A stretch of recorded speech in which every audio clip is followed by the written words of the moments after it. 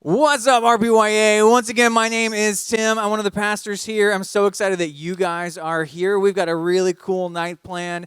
We have our wonderful, beautiful panel up here. We are going to be answering some of the questions that you guys have been sending in over the last couple of weeks as we've been in our series, Married, Dating, Single, talking about relationships and everything involved there. And so we're just excited to kind of dig in and talk about a little bit of what does it really look like practically, tangibly, to be someone who's chasing after Jesus' way of living and doing it in such a complicated area of life where sometimes it can be almost easy to see like the big picture of what God is talking about, but really putting it into practice and seeing it play out in our lives, sometimes that can be a little bit fuzzy. And so today we have our 5 wonderful panel members here, and so we're going to introduce them real quick. To my left, we have DJ himself, a man who needs no introduction. Donald James? Donald Jeffrey. I would have gotten there eventually, like after 10 J names. DJ, thank you for being here. Would you give us a little bit of a snapshot of why you're up here today? What kind of brought you to this seat right here? Yeah, technically you did, because you're my boss did. and you asked me to be here. Yeah. But in addition to that, so again, we're doing a panel on married, dating, and single. And I know Tim kind of wanted me to share a little bit. So I have been single my entire life. So when I'm here to represent the single people, I'm here to represent. Yeah. So that said, kind of how God has worked in my story a little bit. In college, wanting to be in a relationship and how, really having to wrestle with following God's will on that, and then ultimately seeing how God has called me to a season of singleness, which has been really tough, but also like totally God working in that. And so I'm currently still in that season of singleness, so again, I'm here to represent. Yeah, I know God's working in my story, and glad to be here. Yeah, thanks, DJ. As we were brainstorming people to be on the panel, we were talking about different people filling different seats, and DJ and I were going back and forth, and it just like occurred to me, like, man, like DJ is such an awesome example of what it means to be someone who is, or what it looks like to be someone who's like really submitted to God's will in this area. And just the more we've gotten to know each other over the last year, working together in RPYA has been really cool to see that play out. And so I thought this would be a great chance to kind of showcase that a little bit. So thank you, DJ. Next on up, we have Joel and Christy Enyart, who we're very, very blessed to have on the panel. Would you guys give us a little snapshot of how you got here today? How we got here today. We met in 1999 before even like the internet was a thing. That's like the dinosaur age. So we met in 1999. We've been married 23 years this year. And our daughter Indiana is in the audience tonight. We'll try not to embarrass her too much. And we have another daughter, Brooklyn, who's 16. So, yeah. Yes. Yeah. Great. Oh, yeah, very good. Yeah, we're just glad to be here. It's fun. I guess we represent the old people in the equation, so I love it. Seasoned married couple. Yes. But ironically, I've lived my life longer as a single than a married, so I can still relate. Yeah. That's right. Yeah. Joel, if you don't mind sharing, like, what was that like leading up to 1999? Painful. Yeah. I met Christy in 1999, and that was really cool. That was near the middle-ish end of that year. At the beginning of that year, I had 3 dreams that were all taken away from me: the girl, the church, and the job. And so you're like, you suck, God. What's up with that? And God's like, do you trust me? And so by the end of that year, he gave them all back to me on his terms. And here we are. So it's good. So, yeah. Awesome. Yeah. Cool. And, we created life as a result of that. So it's awesome. Yeah. That's great. Awesome. Next up, we have Lauren and Jonathan Ponce. Lauren had a season working here at the church with me in the high school team, which is really awesome. And Jonathan works currently on our middle school team, and you've also seen him teaching here in this room. Would you guys give us a little snapshot of when you guys met, how long you guys have been married? Yes. We met here in YA for the summer freshman life group before we went off for school. So that was in 2018. started dating in 2019. We've been married almost 2 years this month, so we're the young married people. Yeah, thank you. Newer married people. It's a Cool. nicer way of putting that. Yeah. Yeah. Thanks, Lauren. John, anything you want to add?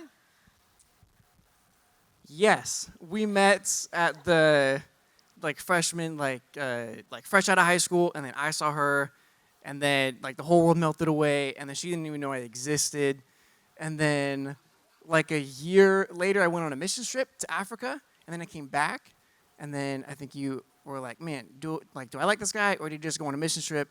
And then it turned out you liked me because we started dating.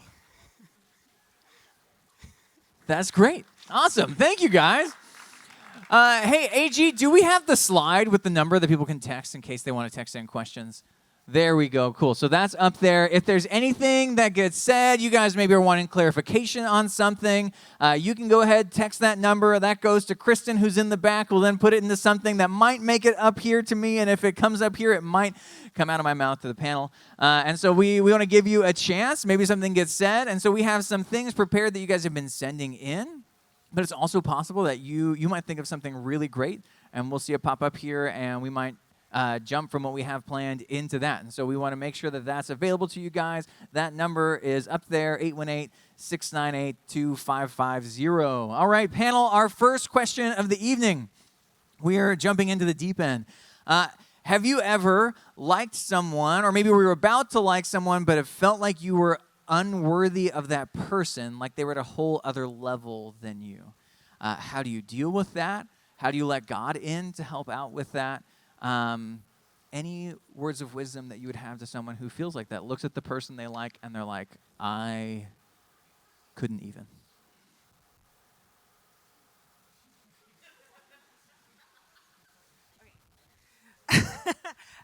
I think it depends on. I would want to know why. Why do you feel that way? Is it like you're looking to them and they're on another level spiritually? Are they another level like looks wise? Are they another level like popularity wise? And I think that the way I would address this issue is really in your own growing in your own value of how much God loves you and security in your identity in Him, because the reality is that we're all on the same level, and that God has a plan, a special, unique plan for every single one of us, even though those plans look vastly different. And so I would say that if you are feeling that way, I definitely felt intimidated when I met Joel, because he's very gifted. He is a leader.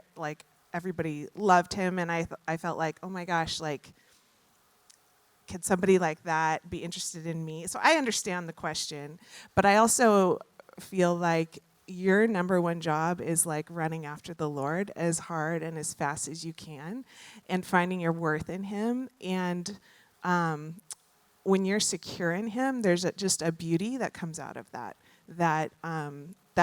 ultimately is going to be attractive to everybody around you. So that's what I would say. Cool. Thank you, Christy.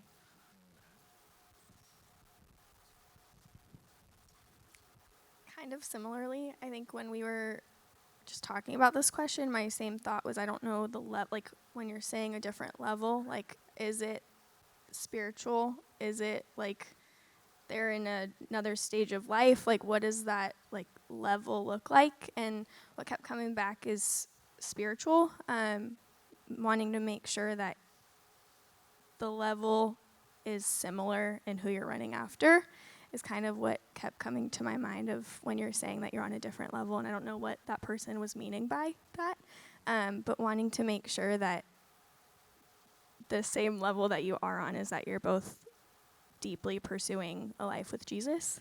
And if that is similar and that is the foundation, your identity is in God, and your worth ultimately comes from who He says that you are as a child of His.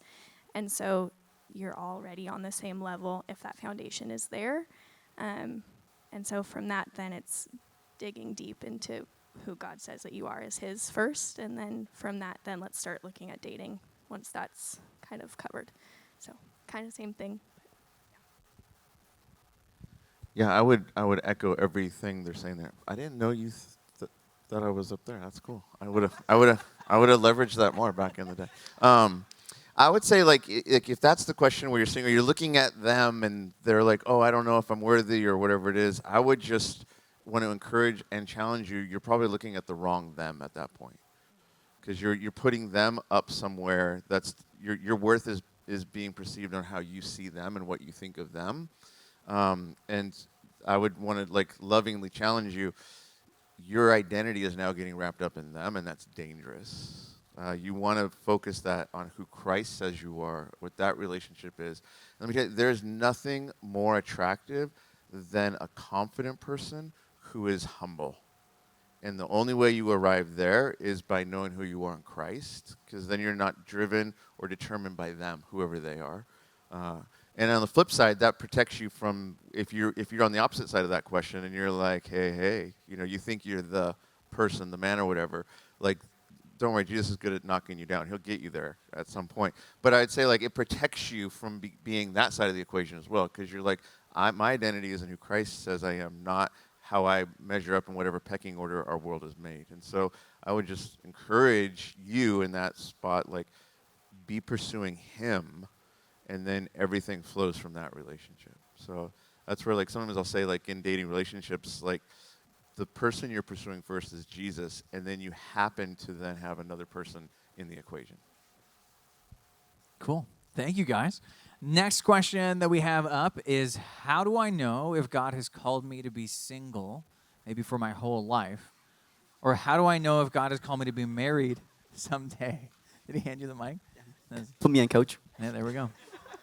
Yeah, I think a big piece of this, right, is it's a discernment question, and it's also a big life future question. But how do I know what God is calling me to? How do I know if it's singleness? How do I know if it's singleness for my whole life? How do I know if I'm created for or called to be married? Yeah, I would kind of break that into like 3 different areas. One, ultimately, like God knows that answer. And so the first thing is seeking him. And either one, like you will get like a straight up answer, but God's like, yeah, absolutely. Like, I want you single for the rest of your life. Sometimes it's like, hey, like I just want you to be single for a season. That's kind of what he's done for me. And sometimes you're like, dude, find that girl, ask her right now, Like God can answer in a very black and white way. But sometimes he doesn't answer right away. And so that's where the question is, okay, how do I move forward if God's not giving me a super clear answer? And so then the next step I would say is like, get godly counsel. Because there are people who are older and wiser and who can see things in your life that you can't see. And so, like, I could go to Joel or I could go to Tim and be like, hey, man, like, I think there's this girl, and I think, it's like I'm not in the season of singleness that God wants me to be in. Like, hey, what do you think I'm, like, ready? Do you think this would be a good move for me? Be like, hey, man, like, actually, there's this thing you should be working on. I would work on that before you get in a relationship. Or, hey, actually, like, I think you're in a good spot to take a step forward. I think from what I know about this girl, you guys would be good, and she's following God as well. So part of it is getting godly counsel. And then I would say the last thing is just like make wise decisions based on the wisdom you get from other people.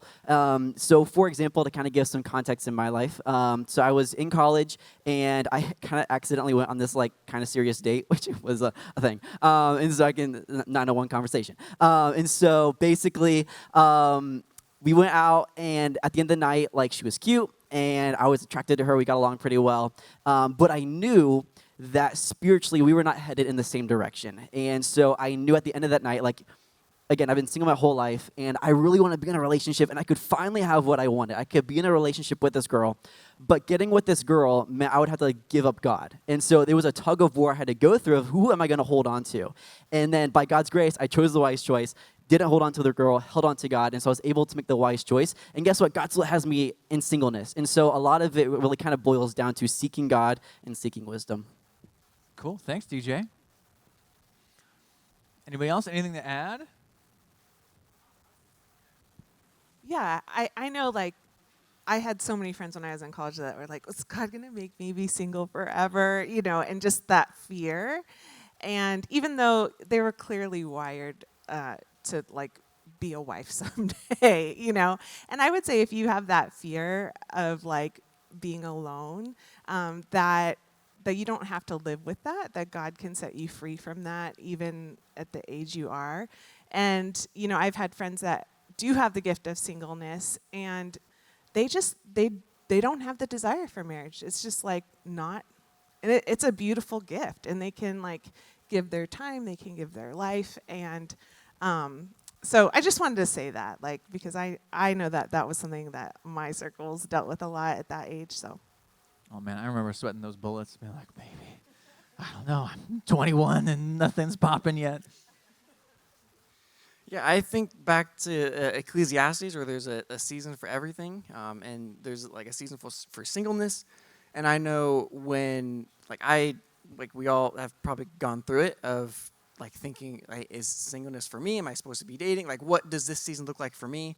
And so I was watching the YouTube videos, the podcast. I was buying the dating books, and I think I was content with the season of singleness before I met you, and then you were in a season of content singleness when we met, and so it was a pretty cool. It was a really cool season of singleness, of just like pursuing the Lord. In that time I started a Bible routine every morning, like wake up, coffee, Bible time, like non-negotiable. That has kept even into marriage, and so I was laying those foundations of like growing in my faith and like learning more about God, like podcast books and all that. And when I was content in that single season, it was a really cool just time of, and you were also doing that too. And then we met, and then it was just a really like, hey, now you can, like the foundation has been built, and now the season's ending. Can I share one more thing? During that season, I was away at school my freshman year, and just like got out of a relationship and kind of did that typical like I swear off boys and blah. And I remember like praying like, okay, God, if you are having me be single for the rest of my life, like am I actually okay with that? Like do I actually trust you enough with that? And he wasn't necessarily asking me to be, but I had to wrestle myself of if that is my life, like am I okay with that, and are you still good? And once I got to that decision and it was yes, like I had so much more freedom in my day-to-day not worrying about it, that like either way, he's still good. Was that always easy? No, but my trust was in God that regardless which way, if I'm married and a mom and that role versus not, like he's still good. That doesn't change. But then yes, once that was okay, then yes, we met and we got married. But that was also a lot of prayer of, is this aligning with what you had for me as well? So a lot of prayer. Awesome. Thank I you, would guys. just add, like, Yeah. don't wait till you find them before you start serving Him. Right? Like, because I think like there's some single people, and I lead the singles ministry here, and there's if I could lovingly have a very honest conversation with some of them, I'd be like, calm down and pursue Jesus, because you're swiping apps all day long that you're actually missing the thing that God wants you to be a part of right now. And if you pursue that, you'll either find contentment in the season you're in, or God will be like, finally, now I can trust you with something or someone. So Fantastic. To briefly kind of tag on to that, does seeking God first lead to romantic relationships? Was a question that we got. like the couple that prays together, like what I'm trying to understand the I question. hadn't thought about it in that. Yeah. Let's for the single person. Yeah. If I'm seeking God, is that my path to finding a person? Ooh, okay, we're going to go deep on this for a second. Are you seeking God because He's God, or are you seeking God because you want to hook up? So then if it's the second, are you really seeking God? Right? So I would just challenge you, like are you using God as your matchmaker, or is He Lord of your life? You know, and it's like that's where I would just say, like, God wants to give good gifts. He's a good father. He wants to bless us. But as a dad, there's things I have intentionally not given to my girls at certain moments in their life because they couldn't handle it or they wouldn't be ready for it or whatever, right? And so I would just say, like God, if I'm like, God, I want to pursue, like today we had the talk about money at our main services, and so I think some people could hear it like, okay, God, now I'm going to start giving you money, so you give me more money. And it's like, well, no, that's not the heart, that's not the spirit of it, right? And so I would just say, like, pursue God because He's worth it. And if you don't know what that means, that's a great place to start. Like, show me who you are, like let me be so captivated by who you are that I'm pursuing you for you. And then everything flows from that. So it's like the principle: seek first the kingdom of God, and all these things will be added to you. But it's like Jesus' whole teaching is like, don't worry about your life. Like focus on this thing. And so I would just say, like, don't use God as your cosmic matchmaker. Like, let God be God and pursue him. Great, cool. All right, we're going to jump into our next question, which was sent in with that one. And I think it was this next one, I think, is the primary thing that they were asking about. How do I keep God at the center of a romantic relationship? What practices are helpful? What tools are helpful personally together? Yeah, I think that that God is the center of your life. So like I love how the Ponces talked about, like they were like pursuing God, they were content with their singleness. So I think like keeping God at the center just means you're walking in obedience in all the areas. So are you spending time with him? Are you praying? Are you serving? Are you committed to life group? Are you just growing? And really just like when you're single, you have so much time. You guys have. I'm so jealous of your time. You guys have like time to chase after the Lord, time to go on missions trips, time to, give of yourself in these beautiful ways. So I would say, what's the question again? Sorry. How do you keep God at the center? At the center of your relationship. So I think for a healthy relationship to happen, both people have to be in that surrendered place. And that is the number one thing that you want in a spouse. And so it doesn't necessarily mean that whenever you're together, you're doing devotionals. It's not like that. It's more about your own heart. Are you chasing after God? Joel and I, we don't read the Bible together every day. Like we will talk about scripture and what we're learning, and we'll pray, but it's not like our lives are centered around like kind of like a schedule in that way. It's more who we are and where our heart is, and that our hearts are fully surrendered to God. Cool.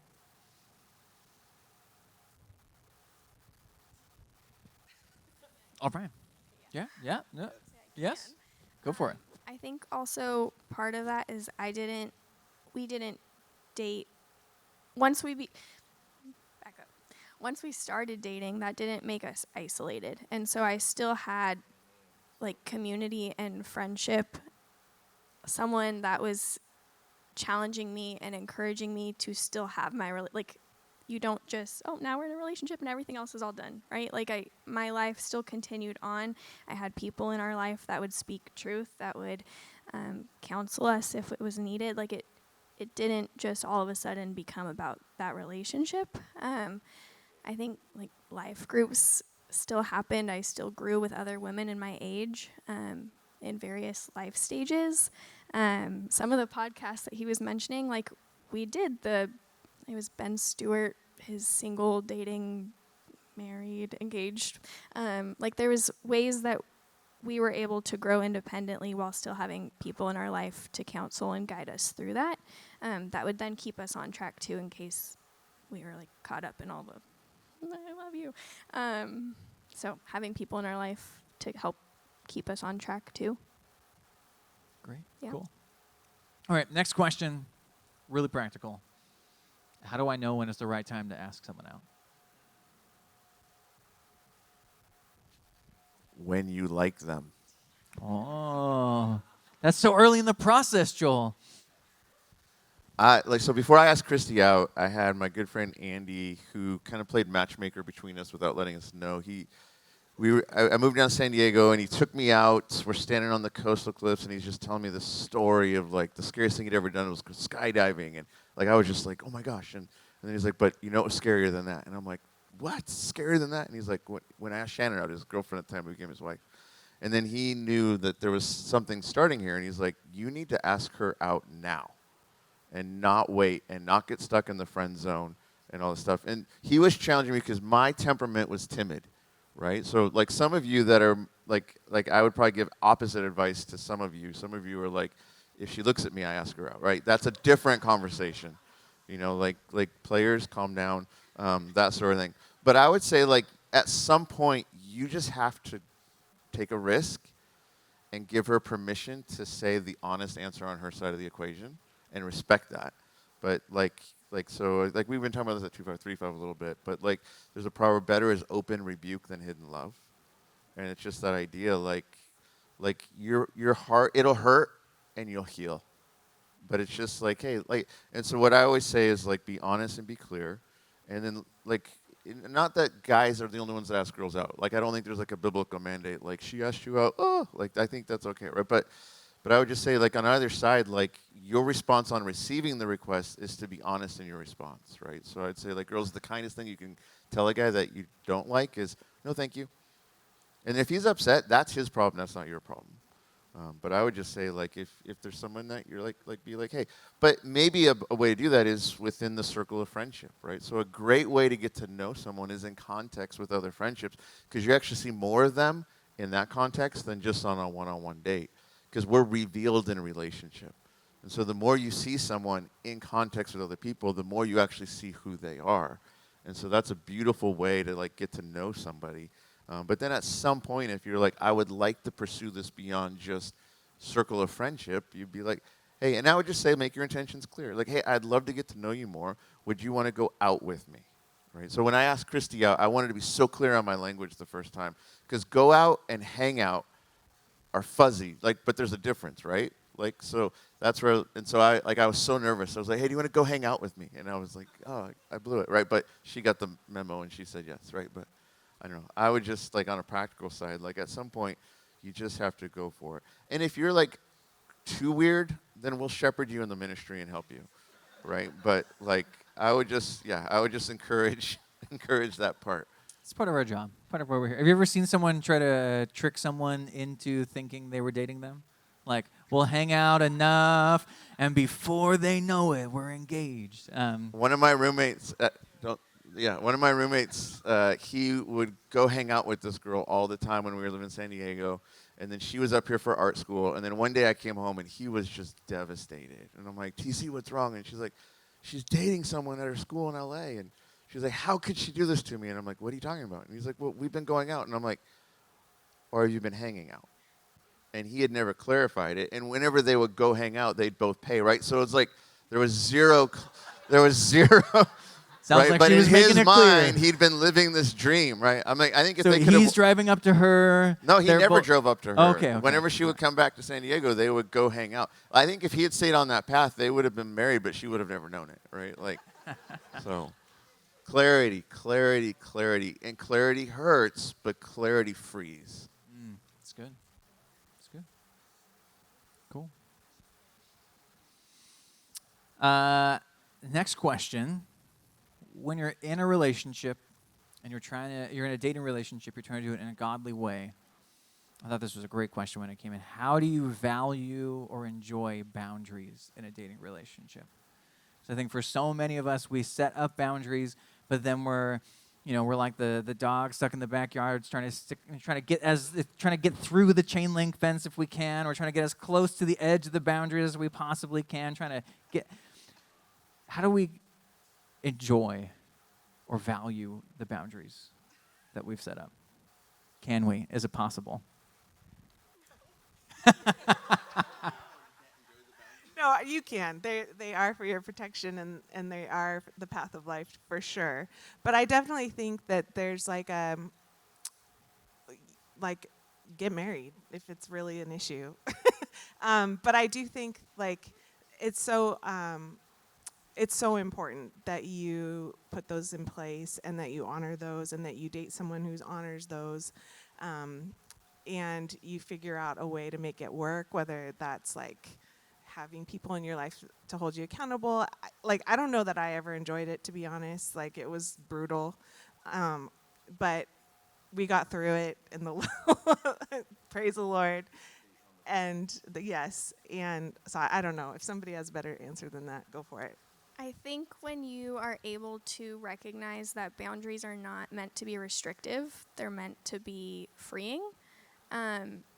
it switches your perspective a little bit from, oh, I can't do this, oh man, we shouldn't do this, oh, this sucks, blah, to like, oh, but we're having this in place for a reason. Is that physically, is that the fun answer? No, because we were created for that biologically. Like, that makes sense that things are happening.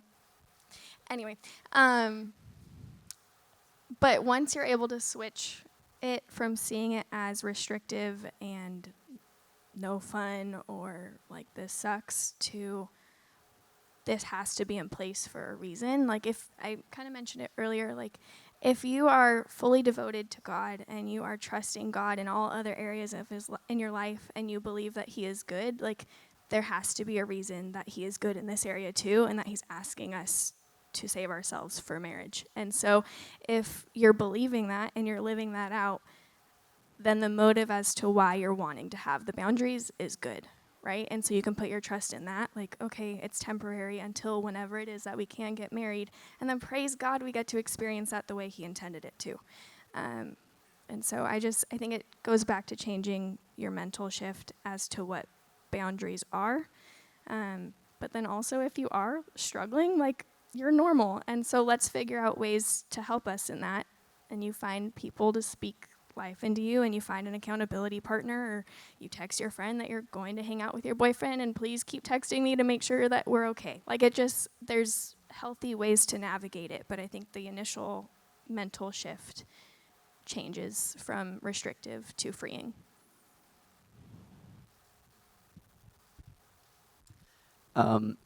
So I think something that comes to mind is in a different context, but I think it still applies.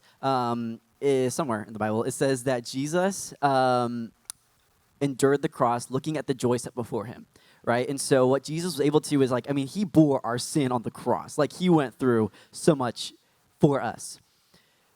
But what kept him going? Well, part of what kept him going was knowing that one day we would be with him in eternity, knowing that one day we would be God's children. And so he was able to endure a really difficult circumstance because of what he was focusing on. And he wasn't, obviously the pain was very real, but he wasn't focusing on the pain. And I think if you, in this context, if you're like, oh, boundaries, oh, I can't do that, oh, I can't look at that, I can't wear that. Like, if you're just focusing on the boundaries, yeah, that's going to trip you up because you're just focusing on something that you can't do. And you're just focusing on the pain of that moment. But if you're able to say, hey, man, like, I'm actually going to be able to, like, set this boundary so that whenever we're actually married, we know that we saved ourselves for each other, and we don't have to worry about all this other baggage that we could bring into a relationship. We don't have to worry about possibly like impregnating each other, well, not each other, but like her. Calm down. There's there's so much that can really go into that, but just by simply of what you're focusing on. And so I would say, like, set your eyes and set your gaze on the joy of what kind of what Lauren was saying, ultimately what the joy of what those boundaries can ultimately bring with is such a beautiful relationship under God's authority. So. And I'd say the goal of the boundary is protection, right? So it's like restriction, if that's the only thing, but it's like, oh, this is protecting something. And so you use the dog putting its nose through the fence kind of analogy. And sometimes the way I think of a boundary is less of a fence and more of a ledge. And so if it's a fence, then I'm going to like get it right up against the fence, right? But the more you put, but if it's a ledge, like I'm going to give a healthy space between me and even the boundary, right? Because like the last thing you want is to be like looking over a ledge with somebody that's like, let's see how close we can get, right? Because then you're like, well, now we're falling, idiot. Right, kind of a thing. So it's like, if you think of the boundary in that way, it's like, I want to respect that.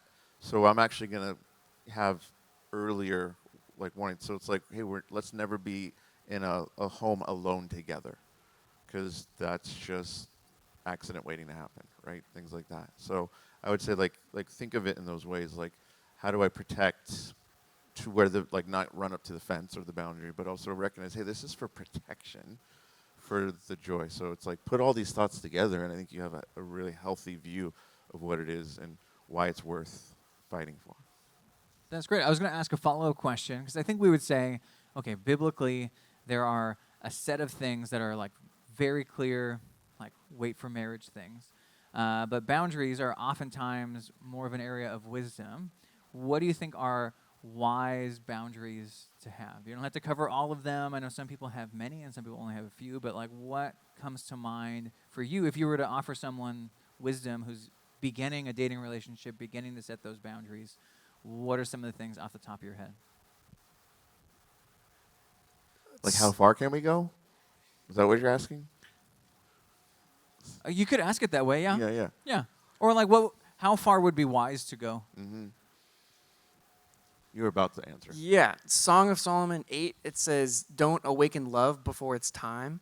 And I would say anything that awakens love, anything that is like prepping the body to do what it was designed to do when two people come together, anything that makes your body do that, don't do that. Yeah. It varies for everybody. Some people are like, I don't know. I'm not going to get too graphic. Some people can like tolerate a little bit more, but like you said, like as far away from like the ledge as possible, and yeah.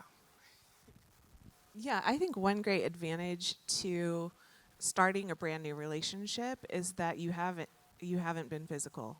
And so I would say just like prolong that as long as you can, because once that door is open, it's more and more it's like just more difficult to contain. And Tim, one thing you said, I think in a high school talk that I loved that my daughters came home and said was just like you like affection like you would show like your brother or sister. And I love that. I think that is like such a sweet like way. It's so like the world does not operate that way. I understand it sounds insane, but like I think if your goal is like purity, just the more time you can, like the slower you can be to walk that road, the more success you're going to have in a relationship, for sure. I think there's also multiple like aspects of boundaries, and so setting like emotional boundaries as well. Like I think, and this is something that I wish we might have done a little bit different, but like not going to that person right away for all the things of everything that you're going through, right? Like that's not that person's burden to carry yet. And so I think that still walking, I don't want to say keeping them at a distance, but we're being wise about how much we're giving of our heart to somebody. We want to be protecting our heart and not relying on our boyfriend or our girlfriend's like support and emotional like attachment to help us, right? Like that. There's also another aspect of boundaries. But can I speak to, oh no, what if we've crossed all of those already? Yeah, please. Okay. I just want to say that there is not a moment of where like, oh no, they're saying this, but I've already done that. Like, you get to start again tomorrow. Like, let's put new things in place. Let's, if we're both pursuing Jesus, right? Like, there's grace. Let's put new things in place that prevents us from going down or going off that ledge again. And so even if there's been a moment of, oh no, like you get to change that. You can start boundaries again and hope that and pray and put in your work so that they do work, so that you are protecting yourself and the other person. Great, cool. On that topic, a question literally just came in. Kristen, I think, is currently typing it. On the topic of boundaries, what are your thoughts about different love languages, especially if someone's love language is physical touch, hand holding, hugging, cuddling, etc.? How do you handle that what does that look like in a dating relationship? Be wise. Right. So if that's somebody's like love language is physical touch, there's healthy physical touch, and I'd say maybe operate with that in public space, but don't be like, here, let me show you how much I love you now that we're home alone. Right. Like you want to use some wisdom with that, right? So if someone's like, I feel really like loved by somebody when they are affectionate to me, like then you want to be able to offer that to them, but you have to do it in a way that doesn't open the door to where that could go physically. And I think like Lauren has brought this up a couple of times, and so like your community around you is going to be so important for the spiritual health and the relational health of your thing. And so I think it's inviting your friends to have access to the relationship appropriately, and to be able to say like, hey, if you guys are that physical publicly, what's going on privately? That's a very healthy question to be asked. And it might be like, hey, I'm like this with them publicly because they want to feel affectionate, but we put the boundary up when we're not, like when we're just the two of us, right? So I'd say like maybe practically on that specific one was how I'd maybe like walk that one out. I don't know. Anyone want to add to that? Yeah, like that's one of my love languages for sure, and I think it's a beautiful gift in a relationship. And I think sometimes with sin, it's just a matter of timing. Like something might be a sin when you're single, but it's not when you are married, obviously. And so just waiting for that and using it in that context is such a beautiful gift. And so it's just part of like us taking up our cross and laying our life down for Jesus. And this is something, ultimately, it's not even about the other person. This is something that we are doing for the Lord. Like we are staying pure for Him, and we are honoring Him, and we are putting Him on the throne of our heart. And so if that's, if you're wired that way and physical touch is like part of you, it's just another piece of you that you get to give to the Lord. Cool. Great. Yeah, we'll go with this one next. What should I do? So this is kind of a personal question, but I think there's a larger a bigger picture piece of it that we can get to. What should I do when my long-term boyfriend isn't growing in his faith, but I am? I found RPYA, but he lives an hour away. We are 20 and 21. I feel like I'm sort of leading my boyfriend in his faith. It's been like 3 years now. What should I do?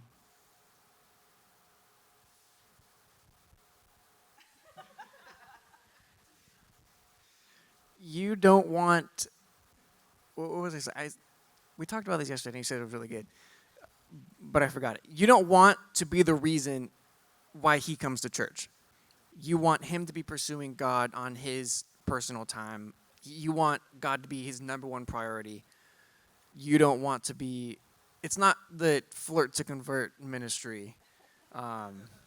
You want him to have God as his number one priority. You can't bear the burden of his walk with Jesus. Yeah, and sometimes you might start dating someone and they're one way, and then, by the end, you date a couple of years, and then maybe they've like changed, and I think you have to recognize where's this person in their faith today? Like, are they still following, or have they drifted? And like by 3 years, you definitely know if you shouldn't. If you're supposed to get married, And I would say this because I see this a lot in singles, that if you're dating for like 6 years, that's too long. Like, that's way too long. Like, it's too long to try to be pure for that long. It is too long to, like you're taking away someone's life. Because if you haven't made the decision to be with them, then you need to set them free so that they can find the person that they need to be with. And so I would say, like, obviously 3 years when you're in college, that's a little bit different than like being in your 20s. But I would say, like, yeah, if he's not, don't be afraid to make that cut, because the Lord, it's okay to have that standard, and it's okay to be like, no, this is a partnership for the rest of your life. This is more than just you as a couple. This is about your ministry together and what you're going to build together in the kingdom. And so if you are not matched with someone who is running and that's their priority, don't be afraid to make the difficult decision to release them. And you can do it with honor and respect, and wishing the best for them, but you can trust that the Lord is in that, and he sees that, and it's a step of faith, and it's a step of obedience, really.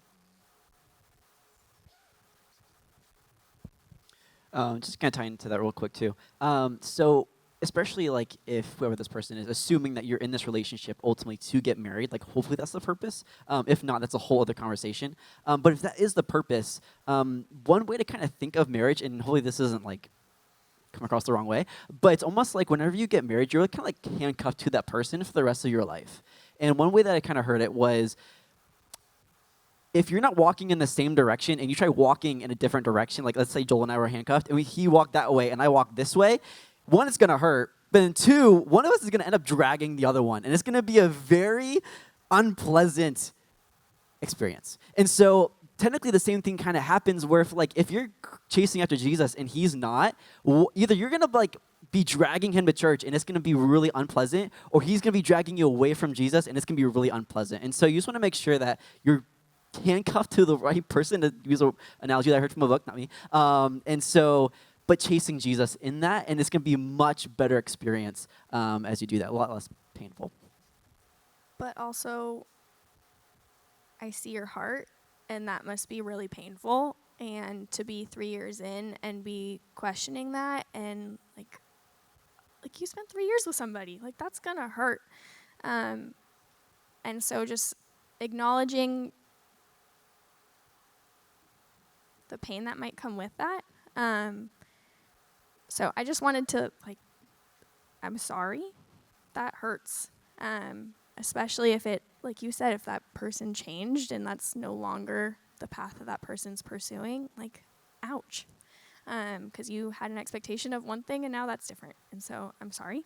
But again, if we're coming from the position that we are deeply pursuing Jesus, you want a partner that is going to deeply pursue Jesus as well. God will use it. I mean, if that person's no longer, you got to be a light in that person's life for 3 years, and hopefully one day the Lord will use that to bring that person back. But also, ow, and I'm sorry. Yeah, thank you guys. We probably have time for 2 more questions. This one got sent in tonight. I'm going to call this the Ross and Rachel question. Is a small 2-week or month break okay in a relationship? And what would justify it? They were on a break. Thank you.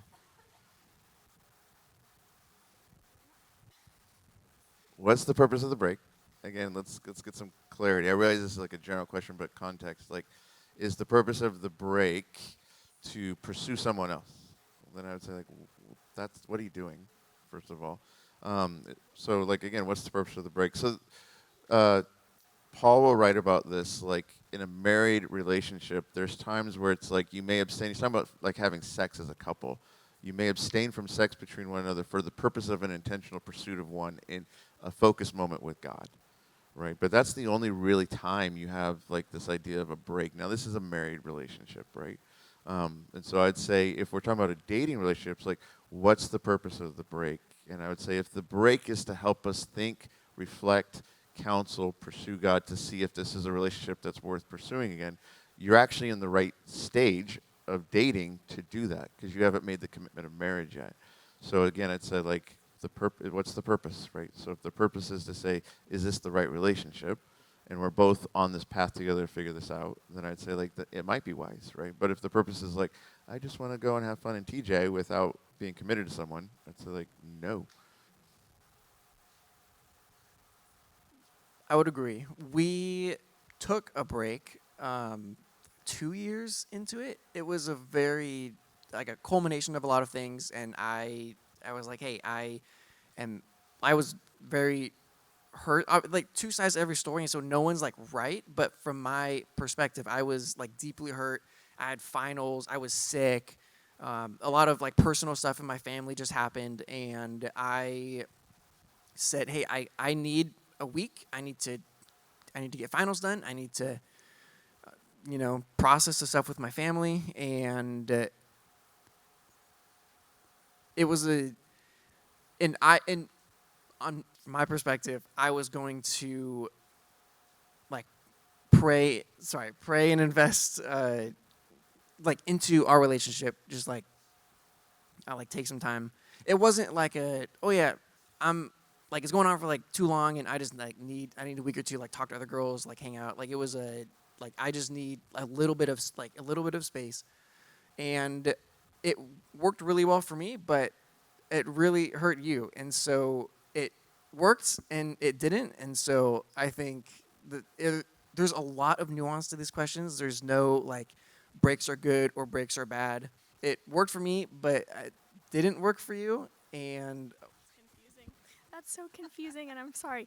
I think that goes back to like being clear with what the intent is, like what Joel was saying. Again, I think we could have handled things differently, but I'm not saying that at him. Anyway, it doesn't matter. We're fine.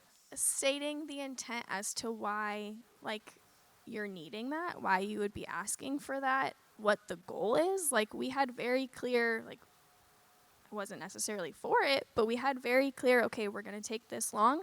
We're going to come back on this day and we're going to talk. And that whole time, like, I got to then pray, okay, Lord, like, if this is what you have for us, like, make it clear. And so I was daily I just want to pursue you. I just want your will to be done. And then, ultimately, that's what happened. But that also, though it was difficult because it wasn't expected and we didn't, anyway, I now on the other side of that, like, moving towards marriage, like, oh, but he gave us that confirmation when I was daily, take it if it's what you want, and if not, like, continue to, like, counsel us, decide, like, lead us towards marriage. I had that confirmation because he could have ended it if that was the time that it was supposed to be ended. So just set the expectation, be on the same page as to why, and have a plan to come back together. It shouldn't just be because you want a break. If that's the case, then you should just probably be all done. Yeah, panel, what do you guys think about the on again, off again? We're great together until we're terrible together, and then we're apart, and then we miss each other, and then we're back together, and then all of our... I won't get into how our friends feel about it, but what do you think about the on again, off again cycle of breaking up and coming back together? You're not growing. That's why that's happening. Because you're just in a loop, right? And so it's like somebody that's like, oh, it's all good, like but there's no storm, but you're out in the middle of the ocean and you're not going anywhere. Well, there's another storm coming. It's a matter of time. So I'd say, like, if that's where you're at, it doesn't mean you can't work through it, but it means you have to decide with intention, why are we in this loop? And you're inviting people in to help you understand what's going on for you, for them, what that pattern is. And so I would say if you're stuck in a loop, or you're in this on again, off again, like, there's some immaturity for both of you that you're trying to figure out and grow. Because can you imagine being in that relationship for 50 years? You're like, that would be ridiculous. But that's the path you're on if you don't deal with it. So either someone calls it or you both say, we need to grow in it. But if you're in this place 50 years from now and you're in the loop, remember this conversation. I'll be dead by then, but you can be like, that's what he was telling us we need to work on. Yeah, I don't think when you get married you have the choice to be on again and off again. And so if we're dating for the end goal to be marriage, you're not modeling or setting yourself up well for your marriage to be off again and on again. And also, I don't think that's protecting your heart. Like, why are you putting yourself through that over and over and over again for hurt that you don't have to be doing that for? So that sounds like unnecessary hurt that I wouldn't want to be in. So. Well, and I think that's true for your friendships too. It's just, what's your character as a person? Are you a person who brings drama everywhere you go? If you're noticing, like, that's kind of a pattern in your life, I think it's time to, like, go before the Lord and be like, okay, what is it about me that causes this? Or, because a healthy relationship is going to have stability. A healthy relationship is going to be encouraging. It's not that you're not going to have moments of disagreement or conflict, but it shouldn't escalate to the point where you feel like you have to end the relationship. It's like, no, let's be mature enough to learn how to actually work through this in a respectful way and talk about it in a way that isn't blaming or slandering or negative, but talk about it in a way as like, hey, I felt this, and when you said this, and help me understand, and just growing in your own. This is a great age to grow in your communication skills, and so really, like, I would encourage you to just like be honest and try to speak to the issues as gently and directly as you can, and be humble to receive whatever that person is going to say, and try to do it with a sense of that the Holy Spirit is with you, showing you how to process things, and yeah, it could be really good. Great. Our last question for the night, a cheery question, but an important one. What is the best way to handle a breakup, and how do you treat the other person after it's over?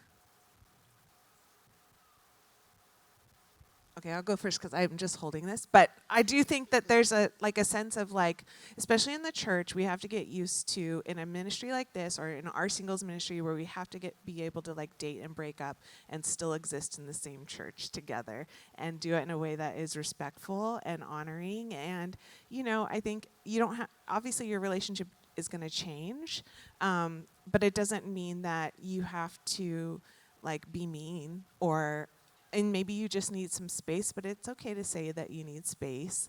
And it's okay, but you got to learn they're your brother or sister in Christ, and you got to learn how to exist in the same church family going forward.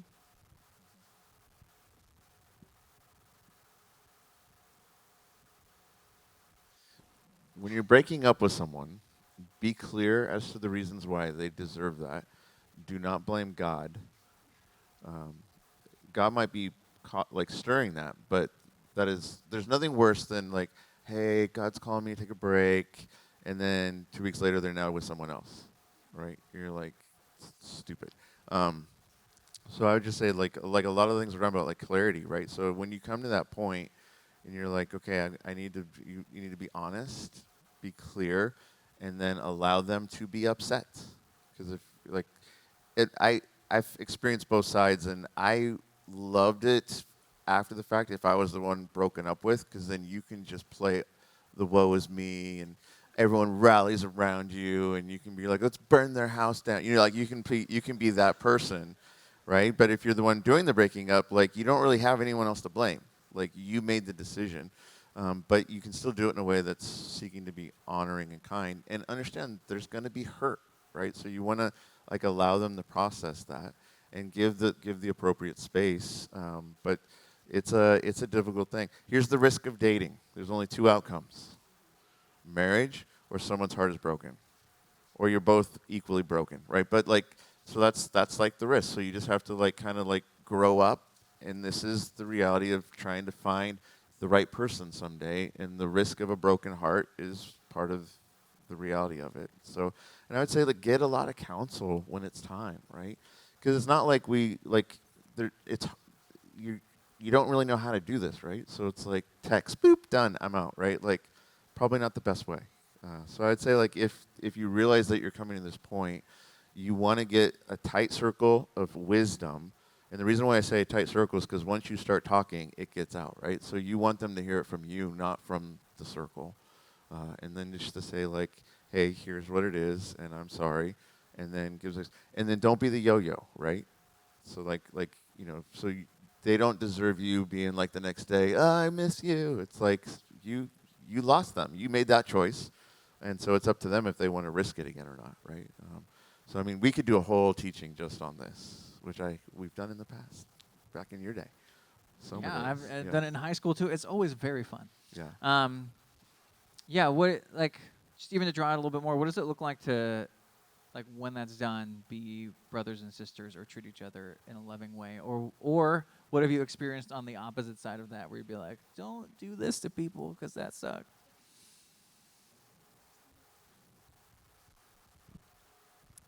I think that goes back to how you handle your emotions.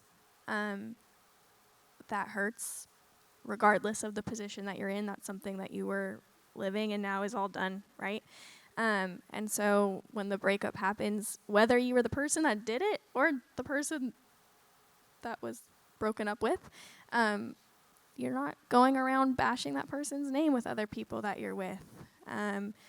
In your life group, you're not in your girl time, then can you believe they did this? And do you just like gossiping about the person's not loving? And God cares more about how you're handling your emotions and your anger and your sadness than about what, like that's, as you said, like that's still your brother and sister in Christ before an ex-boyfriend or girlfriend. And so let's make sure that we're raising other people up despite the hurt that may have happened.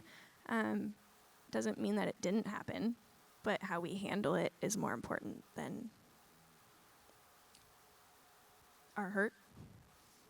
Yeah. Doesn't make it less valid, but Yeah, and I think that's going to take Jesus working in our hearts and lives, and also a community that's willing to hold us to task when we do start venting for the sake of venting instead of being open about hurt that's going on in our life. Like we need each other to also hold each other to that standard of still looking for the best for someone else, even when they've hurt us. And I'd say this is why it's you're fighting for the health of your community, even in those painful times. Because let's say you're the one who's been broken up with, and they were wrong, or or there's just a character flaw in them. For you to create your own character flaw now dilutes the community. The more you create health in the community, the more their character flaw will come out on their own.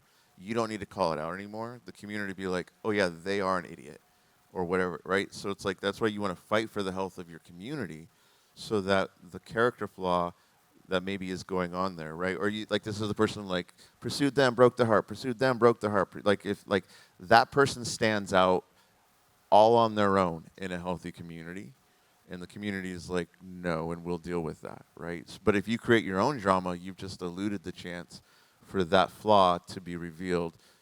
Does that make sense? So that's why it's like you want to fight for the health of your community. one last quick thing. One last quick thing. Real quick.